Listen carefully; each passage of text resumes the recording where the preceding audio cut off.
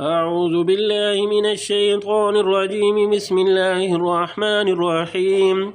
وإذا رأيت الذين يخوضون في آياتنا فأعرض عنهم حتى يخوضوا في حديث غيره، وإما ينسينك الشيطان فلا تقعد بعد الذكرى مع القوم الظالمين.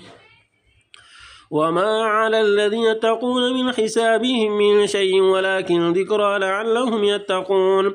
وذر الذين اتخذوا دينهم لعبا ولهوا وغرتهم الحياة الدنيا وذكر به أن تبصر نفس بما كسبت ليس لها من دون الله ولي ولا شفيع، وإن تعدل كل عدل لا يؤخذ منها. أولئك الذين وسروا بما كسبوا لهم شراب من حميم وعذاب أليم بما كانوا يكفرون.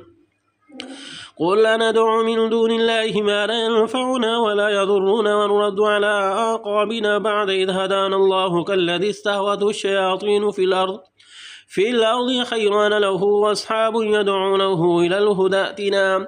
قل إن هدى الله هو الهدى وأمرنا لنسلم لرب العالمين وأن أقيموا الصلاة واتقوه وهو الذي إليه تحشرون.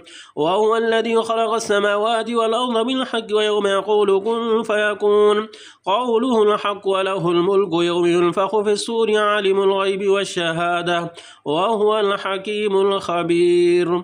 صدق الله العظيم.